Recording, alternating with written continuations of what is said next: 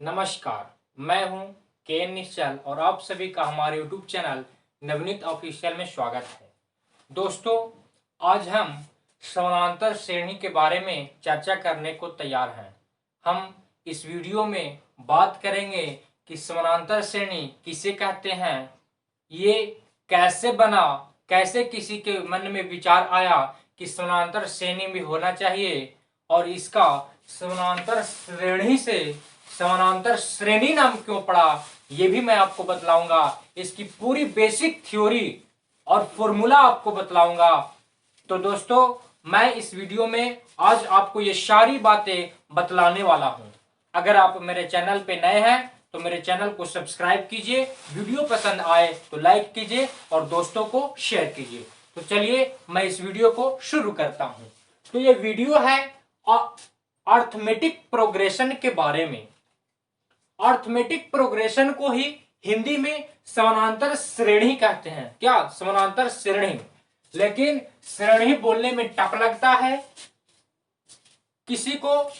अधिकतर व्यक्ति समानांतर श्रेणी नहीं बोल पाते हैं, उसको श्रेणी बोलते हैं। इसीलिए श्रेणी को हम लोग श्रेणी के नाम से भी जानते हैं। क्या? समानांतर श्रेणी को श्रेणी के नाम से भी जानते हैं। हम लोग समानांतर श्रेणी को समांतर श्रेणी भी कह सकते हैं।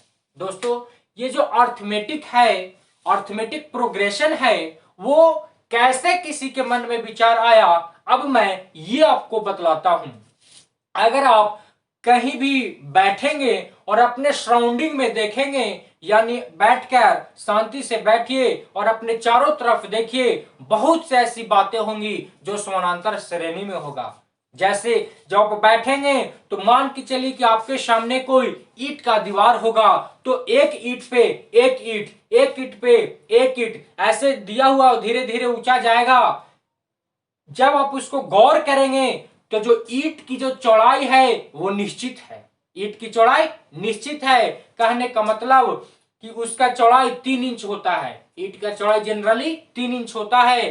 तो 5 फीट का दीवार है तो आप 3 इंच और फीट को इंच में कन्वर्ट करके 3 से डिवाइड करके आप ये पता कर पाएंगे कि ईंट की संख्या कितनी है। अगर आप किसी बच्चा को बोलें कि बाबू 1 से 100 तक सभी विषम संख्याओं को लिखें, क्या 1 से 100 तक सभी विषम संख्याओं को लिखें, तो वो लिखना चाहेगा 1, 3, 5, 7, 9। ऐसे करते करते वो 99 तक जाएगा। कहां तक? 99 तक। जब आप इसको गहन अध्ययन करेंगे तब आपको पता चलेगा कि जो 1 के बाद 3 है, यानी 1 और 3 के अंतर जो है वो 2 का है। कितने का? 2 का। 5 में से 3 घटाएंगे तो 2 आएगा, 9 में से 7 घटाएंगे तो 2 आएगा। उसी प्रकार 9 के जो पहले होगा वो 99 के जो पहले होगा वो 97 होगा। 99 में से 97 को घटाएंगे तो 2 होगा। इसको गौर कीजिए, मैं क्या बतला रहा हूं आपको।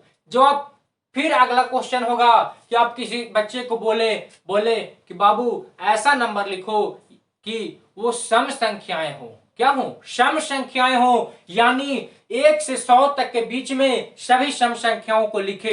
तो हो सकता है वो बच्चा 2, 4, 6, 8 लिखते लिखते 98, 100 तक चला जाए। तो जब आप इसको भी गौर करेंगे तब 8 में से 6 को घटाएंगे तो 2 आएगा, 6 में से 4 को घटाएंगे तो 2 आएगा, 100 में से 98 को घटाएंगे तो 2 आएगा। जो बीच का अंतर है वो सेम है। क्या है? बीच का अंतर सेम है। आप किसी को बोलेंगे कि बाबू 5 का टेबल लिखो, यानी 5 का पहाड़ा लिखो, तो वो शुरू करेगा 5 का 5, 5 दूनी 10, 5 15, ऐसे करते करते 5 9 45 और 5 10 50 तक लिखेगा। तो अब आप इसको भी देखेंगे तो आपको पता चलेगा 15 में से 10 घटाएं 5 आ रहा है, 50 में से 45 घटाएं 5 आ रहा है। अब आप सोचेंगे कि बार बार जो मैं बोल रहा हूं वो डिफरेंस की बातें कर रहा हूं, घटाने की बातें कर रहा हूं, आप ये घटा क्यों रहे हैं? तो मैं यही बतलाना चाहता हूं आपको कि जो समांतर श्रेणी होता है, एपी होता है, उसके एपी जो मन में विचार आया किसी को, इसी को देख के आया। किसी के मन में विचार जो आया कि अर्थमेटिक प्रोग्रेशन होना चाहिए, समानांतर श्रेणी होना चाहिए, वो कैसे किसी के मन में विचार आया? तो विचार आने का कारण यही था कि जब वो ये सब बातें देखा, गौर किया, तो उसको लगा कि जो बढ़ रहा है, क्या हो रहा है? बढ़ रहा है, वो निश्चित से बढ़ रहा है। क्या हो रहा है? निश्चित से बढ़ रहा है। जैसे 2 के बाद 4 हुआ, 4 के बाद 6 हुआ, 6 के बाद 8 हुआ। अब हम नहीं लिखे हैं, तब आपके मन में ये चलने लगा होगा कि 8 के बाद 10 होना चाहिए। क्यों?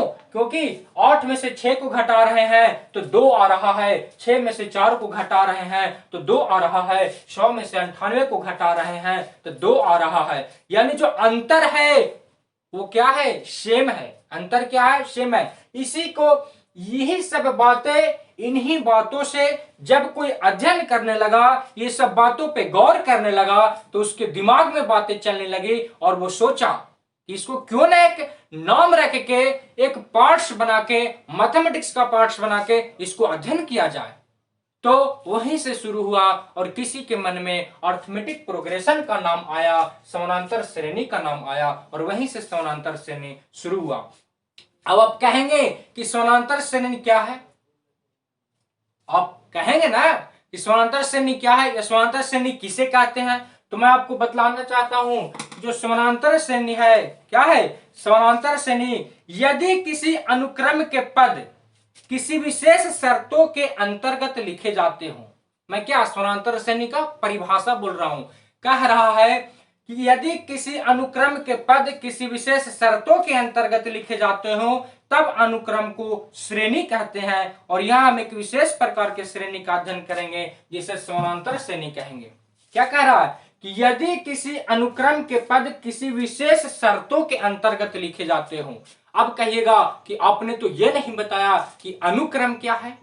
तो मैं अनुक्रम बतला रहा हूं कि ये जो लिखे ना, ये जो लिखे वो क्या है? अनुक्रम है। हम अनुक्रम इसको भी कह सकते हैं, जैसे 3, 6, 7, 9, 10, 12, ये भी एक अनुक्रम है। क्या है? अनुक्रम है। लेकिन जो बीच का दूरी है वो सेम नहीं है, हर जगह अलग अलग है। जैसे 6 में से 3 को घटाएंगे तो 3 आएगा, 7 में से 6 को घटाएंगे तो 1 आएगा, 9 में से 7 को घटाएंगे तो 2 आएगा। हर जगह का जो डिफरेंस है वो अलग अलग आ रहा है।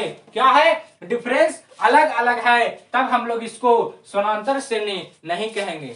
इसको हम लोग क्या नहीं कह सकते हैं? समानांतर श्रेणी नहीं कह सकते हैं। यानी समानांतर श्रेणी का डिफिनेशन होता है कि यदि कोई भी अनुक्रम विशेष शर्तों के साथ लिखे जाए। अब आप कहेंगे कि विशेष शर्त क्या है सर? तो मैं बतलाना चाहता हूं कि विशेष शर्त कहने का मतलब कि 1 के बाद 3 लिखें तो शर्त यह है कि 1 में 2 जोड़े तब 3 आया। क्या आया? 1 में जब 2 जोड़े तब 3 आया। 3 में जब 2 जोड़ेंगे तो 5 आएगा, 5 में 2 जोड़ेंगे तो 7 आएगा, 7 में जो 2 जोड़ेंगे तो 9 आएगा। यानी ये निश्चित है कि 7 में हमको 2 ही ऐड करना है तो 9 आएगा। 97 में 2 ही ऐड करेंगे तब 99 आएगा। अगर 97 में 3 ऐड कर दें और ये 100 हो जाए तो ये एपी में नहीं रहेगा। ये विशेष शर्त जो बोल रहे हैं वो खत्म हो जाएगा। जो कह रहे हैं कि अनुक्रम रहेगा लेकिन समांतर श्रेणी नहीं रहेगा। तो हम लोग अनुक्रम को ही समानांतर श्रेणी कहते हैं, लेकिन जो अनुक्रम लिखा जाना चाहिए वो विशेष शर्तों के साथ लिखा जाना चाहिए। किसके साथ? विशेष शर्तों के साथ जब अनुक्रम को ही लिखेंगे तो उसे समानांतर श्रेणी कहते हैं। जैसे मैंने विशेष शर्त क्या था कि इसमें 2 बढ़ा के लिखा, इसमें भी 2 बढ़ाया और इसमें 5 बढ़ा के लिखा, तो ये विशेष शर्त के साथ अनुक्रम को लिखें, इसीलिए इसको समानांतर श्रेणी कहेंगे। अब जब आप समानांतर श्रेणी का अध्ययन कीजिएगा तो जो पहला वर्ड आएगा समानांतर श्रेणी के अंदर वो रहेगा सर्व अंतर। क्या? सर्व अंतर। मैं अभी तक आपको बार बार सर्व अंतर ही बतला रहा था लेकिन नाम नहीं ले रहा था, क्योंकि मैं आपको पहले समानांतर श्रेणी बताना चाहता था तब सर्व अंतर को लाना चाहता था। कहने का मतलब कि सर्व अंतर किसको कहेंगे? तो 2 पदों के बीच के अंतर को सर्व अंतर कहते हैं। 2 पदों। अब कहें कि पद क्या है? तो जो पद है यानी 1, 3, 5, 7, 9 ये सब क्या है? पद है, यानी क्रम है। नंबर है, क्या है, नंबर है। तो दो पद यानी 1 और 3, जब पद को पूर्व पद से घटाइएगा, पद को पूर्व पद घटाइएगा, तो जो आएगा वही कॉमन डिफरेंस होता है, सार्व अंतर होता है। यानी पद क्या है 7, पद क्या है मान के चलिए 7, तो पूर्व पद यानी पहले वाला पद, तो पहले वाला पद कौन है 5 है। यानी पद में से पूर्व पद को घटाइएगा तो पदांतर आएगा, उसी को सार्वंतर कहते हैं, उसी को अंग्रेजी में कॉमन डिफरेंस कहते हैं। अब कहेंगे कि पदांतर नया वर्ड आया, तो दो पदों के बीच के अंतर को पदांतर कहते हैं। ये समास की भाषाएं हैं, जो आप समास पढ़ रहे होंगे तो शायद पदांतर आपके सामने आया होगा। यानी पदांतर उसी को कहते हैं कि दो पदों के बीच के अंतर को पदांतर कहते हैं, इसे सार्वअंतर भी कहा जाता है और अंग्रेजी में कॉमन डिफरेंस कहते हैं। तो कॉमन डिफरेंस है क्या, तो किसी भी पद में से पूर्व पद को घटाएंगे तो जो आएगा उसी को सार्वअंतर कहते हैं। जैसे 9 से 7 घटाएं तो 2 आया, 99 से 97 घटाएंगे तभी 2 आएगा। यानी इसमें हर जगह कोई भी पद को पूर्व पद घटाइएगा तो पदांतर जो आएगा वो सेम आएगा। मुझे विश्वास है कि अब आपको पदांतर समझ में आ गया होगा। पदांतर का दूसरा नाम ही सार्वअंतर है, इसे इंग्लिश में कॉमन डिफरेंस कहते हैं। अब जो है कि प्रथम पद क्या है, अब आपको पढ़ना होगा कि प्रथम पद क्या है। तो मैं आपको बताता हूं कि किसी भी अनुक्रम में जो पहले आता है, किसी भी अनुक्रम में जो पहले आता है उसको प्रथम पद कहते हैं। किसी भी अनुक्रम, ये क्या है, ये क्या है, एक अनुक्रम है, क्या है अनुक्रम है। तो इसमें जो सबसे पहले आया, सबसे पहले कौन है 1, तो इसका प्रथम पद कौन होगा 1, प्रथम पद 1। अब यह नीचे से 5 का गुणज है, यानी 5 का टेबल है, तो इसमें सबसे पहले कौन आया, यानी एक ये अनुक्रम है, क्या है अनुक्रम। तो अनुक्रम में सबसे पहले कौन आया, तो 5 आया, तो हमारा प्रथम पद कौन होगा, तो 5 होगा। अभी मैंने आपको अनुक्रम पढ़ाया जिसको इंग्लिश में सीक्वेंस कहते हैं, अर्थमेटिक प्रोग्रेशन पढ़ाया जिसको समांतर श्रेणी कहते हैं, कॉमन डिफरेंस पढ़ाया जिसको डी से डिनोट किया जाता है, उसी को हिंदी में पदांतर या सार्वंतर कहते हैं। अभी मैंने आपको प्रथम पद पढ़ाया जिसे ए से डिनोट किया जाता है, किसे, ए से। अब कहेंगे कि एनवा पद, अब आपको क्या पढ़ना होगा एनवा पद, जिसको अंग्रेजी में जनरल टर्म कहा जाता है। अंग्रेजी में क्या कहा जाता है, जनरल टर्म। दोस्तों मैं आपको इंग्लिश पर इसलिए ध्यान दे रहा हूं कि इसमें जो पढ़ना है एपी में, हम समानांतर श्रेणी ना कह के एपी कहेंगे, क्योंकि समानांतर श्रेणी कहने में वक्त भी लगता है और एपी आसानी से कहा जाता है। जब आप 12th में जाएंगे तो आपको इस तरह से 3 बातें पढ़ने होगी, एपी, जीपी और एचपी। तो अभी से आपको एपी कहने की आदत होगी, तो जब आप 12th में जाएंगे, 11th में जाएंगे तो एचपी और जीपी कहने में आसान होगा। तो दोस्तों मैं अभी एपी पढ़ा रहा हूं, यानी अर्थमेटिक प्रोग्रेशन। तो उसमें जो सार्वअंतर बतलाया, क्या बतलाया, सार्वअंतर, सार्वअंतर इसको डी से डिनोट करते हैं, किससे, डी से पढ़ा। फिर प्रथम पद, क्या प्रथम पद, इसको ए से डिनोट करते हैं, प्रथम पद सार्वअंतर। अब मैं बतलाया प्रथम पद ए हो गया, सार्वअंतर डी। अब मैं आपको बतला रहा हूं जनरल टर्म, क्या जनरल टर्म यानी एनवा पद। तो एनवा पद जो होता है वो उसको इंग्लिश में जनरल टर्म कहेंगे, इंग्लिश में क्या कहेंगे जनरल पद। एनवा टर्म, एनवा पद को इंग्लिश में जनरल टर्म कहेंगे और उसको जो डिनोट करेंगे, एनवा पद को जो डिनोट करेंगे उसको टीएन या एन से डिनोट करेंगे, किससे, एनवा पद को जो डिनोट करेंगे वो टीएन या एन से डिनोट करेंगे। तो सार्वअंतर हुआ, प्रथम पद हुआ और एनवा पद हुआ। अब आपको मैं बतलाता हूं कि जो ये है समांतर श्रेणी वो 2 प्रकार के होता है। समांतर श्रेणी कितने प्रकार का होता है, 2। तो कौन कौन, ये मैं आपको बतलाता हूं। तो मैं आपको बतला रहा हूं कि जो समांतर श्रेणी है ये दो प्रकार के होते हैं। कितने प्रकार के? दो प्रकार के। जो पहला होता है वो परिमित समानांतर होता है। कौन? परिमित समानांतर होता है। कौन समानांतर? परिमित। और एक होता है, इसको हम लोग शॉर्ट में लिखे तो परिमित एपी कह सकते हैं, और जो दूसरा होता है वो अपरिमित एपी होता है। क्या होता है? अपरिमित एपी होता है। अर्थमेटिक प्रोग्रेशन कै तरह के? दो तरह के। एक परिमित समानांतर श्रेणी और दूसरा अपरिमित समानांतर श्रेणी। अब कहेंगे कि परिमित समानांतर श्रेणी और अपरिमित समानांतर श्रेणी किसे कहेंगे? तो परिमित समानांतर श्रेणी जो हम लोग कहेंगे वो होगा कि जब किसी एपी के पदों की संख्या परिमित होती है। जब किसी एपी में पदों की संख्या परिमित होती है तो उसको हम लोग परिमित एपी कहते हैं। अब आप कहेंगे कि परिमित का मैंने मतलब तो नहीं समझा। तो परिमित का एक बात याद रखिए कि परिमित का हिंदी निश्चित। परिमित का हिंदी क्या? निश्चित।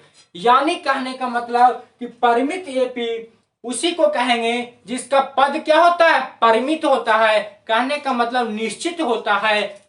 उसको एकदम सिंपली भाषा में कहा जाए तो कहेंगे कि एनवा पद पता होता है। परिमित एपी में एनवा पद पता होता है। परिमित एपी में एनवा पद क्या होता है? मालूम होता है। क्या होता है? मालूम होता है। मालूम होता है। एनवा पद कहने का मतलब क्या? General term. एनवा का पद का इंग्लिश क्या होगा?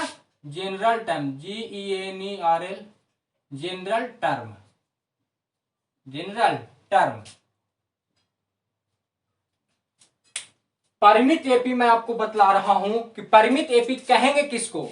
तो वैसा एपी जिसका पद परिमित हो उसे परिमित एपी कहेंगे। कहने का मतलब कि वैसा अनुक्रम जिसका एनवा पद मालूम हो। वैसा अनुक्रम जिसका एनवा पद मालूम हो, वैसा अनुक्रम जिसका एनवा पद मालूम हो उसको परिमित एपी कहते हैं। और वैसा अनुक्रम जिसका एनवा पद मालूम ना हो। क्या? जिसका एनवा पद मालूम ना हो। एनवा पद ज्ञात ना हो। क्या हो? ज्ञात ना हो। क्या हो? एनवा पद ज्ञात ना हो। अब आपको मान ले जाए कि बोर्ड में आ जाए क्वेश्चन कि एपी कितने प्रकार के होते हैं और आपको ये पता ही ना रहे तो आप कैसे बना पाइएगा? एक नंबर आपका मिस्टेक हो जाएगा, रॉन्ग हो जाएगा। तो ये सब बातें आपको बेहद जानना जरूरी होता है कि एपी कितने प्रकार के होते हैं। तो एपी दो प्रकार के होते हैं। कौन कौन? तो एक होता है परिमित एपी और दूसरा होता है अपरिमित एपी। अब कहेंगे कि परिमित एपी किसको कहते हैं? तो वैसा अर्थमेटिक प्रोग्रेशन, वैसा समानांतर श्रेणी जिसमें एनवा पद मालूम होता है उसे परिमित एपी कहते हैं। और वैसा समानांतर श्रेणी जिसका एनवा पद ज्ञात ना होता है उसको अपरिमित एपी कहते हैं। अब आपको समझ में आ रहा होगा कि मैंने आपको कई बातें बतलाया। प्रथम पद जिसको ए से डिनोट करते हैं। क्या? ए से डिनोट करते हैं। सार्वयंतर जिसको डी से डिनोट करते हैं। एनवा पद जिसको टीएन या एन से डिनोट करते हैं। तो हमको पता चला ए डी टी एन।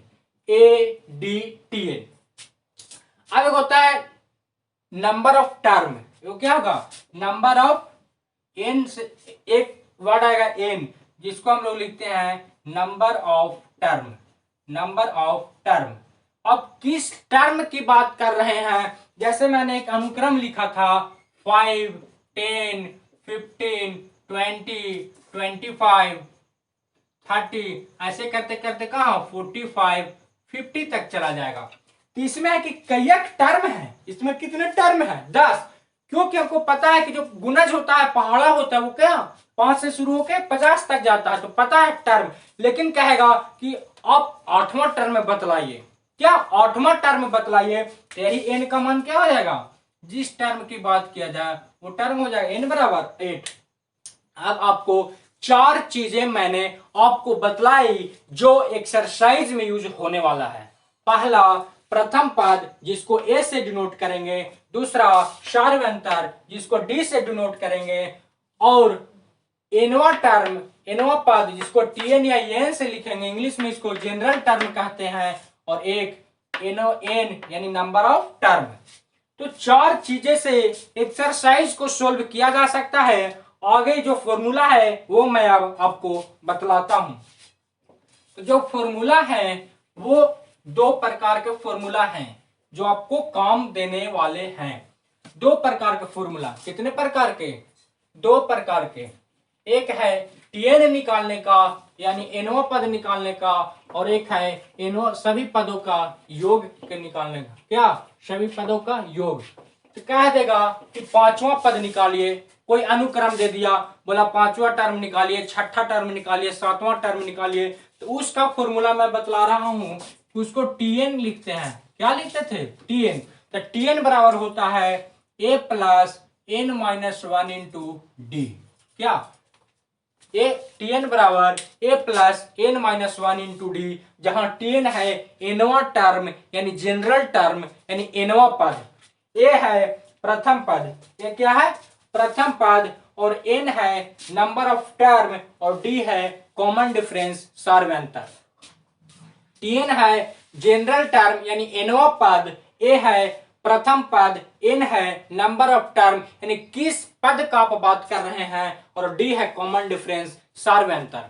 तो इस सारी का मैंने परिभाषा बतलाया, डिफिनेशन बतलाया, किसको क्या से डिनोट करेंगे वो बतलाया, और अब ये फॉर्मूला बतला रहा हूं। एक और फॉर्मूला है। क्या? एक और फॉर्मूला है, कहेगा कि एन पदों का योग ज्ञात कीजिए। क्या कहेगा? एन पदों का योग ज्ञात कीजिए। तो उसका एन पदों का जो योग होता है वो उसको एसएन से डिनोट करते हैं। एन पदों का जो योग होता है उसको किससे? एसएन से डिनोट करते हैं, और उसका जो फॉर्मूला है वो होता है N by two into two A, N by two into two A plus N minus one into D. क्या कहेगा कि एनवा पद निकालिए, खाली एनवा पद की चर्चा होगी तो टीएन लगाएंगे, टीएन बराबर A plus N minus one into D, और कहेगा कि एन पदों का योग ज्ञात कीजिए। जैसे 5 पदों का योग ज्ञात कीजिए, तब एसन का फॉर्मूला लगेगा N by two into two A plus N minus one into D. अब अगर इसको और डील किया जाए फॉर्मूला को थोड़ा सा, तो हम लोग ए को क्या लिख सकते हैं? 2a को a प्लस ए लिख सकते हैं। 2a को क्या? ए 2a, और प्लस के plus n minus one into D, N minus one into D. अब एन को एन छोड़ देंगे, n बाई टू लिखेंगे, और अब ध्यान से देखिए इतनी बातों को, सिर्फ इतनी बातों को, a plus N minus one into D, A plus N minus one into D. जब आप इसको देखेंगे तो आपको लगेगा यही तो है एनवा पद। कौन पद? एनवा पद। तो टीएन बराबर क्या है? A plus N minus one into D. यहां भी क्या? A plus N minus one into D. तो ए को ए छोड़ देंगे, और इतना को लिख सकते हैं हम लोग टीएन। इतना को क्या लिख सकते हैं? टीएन। अब मान लीजिए ऐसे निकालने के लिए दे दे, और नंबर ऑफ टर्म दिया रहे, ए दिया, प्रथम पद दिया रहे, और टीएन दिया हुआ रहे, तो आसानी से ये क्या निकल जाएगा? ऐसे निकल जाएगा, यानी एन पदों का योग निकल जाएगा। मात्र जो हमको अरिथमेटिक प्रोग्रेशन में फॉर्मूले पढ़ने हैं वो दो पढ़ने हैं। कितने फॉर्मूले पढ़ने हैं? दो फॉर्मूले पढ़ने हैं, और यही दो फॉर्मूले से पूरा जो अरिथमेटिक्स का है क्वेश्चन वो बन जाएगा। अब जो एक और इंपोर्टेंट बातें हैं वो मैं आपको बतला रहा हूं। कौन बातें? इंपोर्टेंट बातें। जैसे इसमें मानना होता है कि मान या कभी कभी दे दे कि 3 पदों का योग 569 है। क्या? 3 पदों का योग 569 है, यानी A1 plus A2 plus A3 कितना है? 569। कितना? 569। तब आपको खाली इतना ही दिया रहेगा कि जो है 3 पदों का योग 569 है, तो आप प्रथम पद ज्ञात कीजिए, नंबर ऑफ जो है कॉमन डिफरेंस यानी सार्वंतर वो ज्ञात कीजिए। तो आप कैसे निकालेंगे? दिया हुआ रहेगा क्वेश्चन कि 3 पदों का योग 569 है, तो आप प्रथम पद और सार्वंतर ज्ञात कीजिए। तो उसको निकालने का जो साधारण तरीका है मानने का, क्या पद मानने का? 3 पद मानने का, वो मैं आपको बतला रहा हूं। जब वो दिया हुआ रहेगा 3 पद मानने के लिए, तब आप मानेंगे प्रथम पद को, 3 पद जो मानना रहेगा उसको मानेंगे। प्रथम पद कितना मानेंगे? प्रथम पद वो मानेंगे a माइनस डी। प्रथम पद कितना मानेंगे? a minus D. प्रथम पद को हम लोग क्या लिख सकते हैं? t1। प्रथम पद को t1। अब t2 मानना रहे, यानी दूसरा पद क्या मानना रहे? दूसरा पद, दूसरा पद, तो इसको हम लोग a मानेंगे। हम लोग वहां याद किए थे कि प्रथम पद को a से डिनोट करते हैं, लेकिन यहाँ क्या करना है? मानना है, सिर्फ मान कर बनाना है। तो हम लोग प्रथम पद t1 को a माइनस डी मानेंगे, दूसरा पद को a मानेंगे, और तीसरा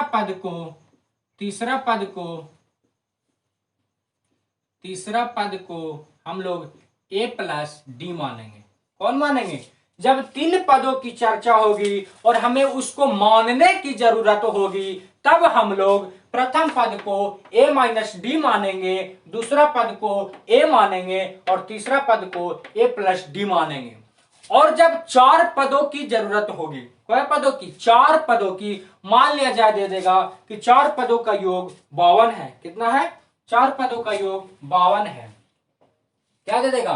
4 पदों का योग 52 है। जैसे दे देगा कि a1। तो दोस्तों मैं बात कर रहा था कि 4 पद अगर दिया हुआ रहे कि 4 पदों का योग 52 है, तो अब क्या मानेंगे? 4 पदों का योग 52 है, तो अब कैसे मानेंगे? इसको कैसे सोल्व करेंगे? खाली क्वेश्चन में दिया हुआ रहेगा कि 4 पदों का योग 52 है, तो आप प्रथम पद और सार्वयांतर ज्ञात कीजिए। तो उसको मानने का तरीका है कि कैसे बनेगा।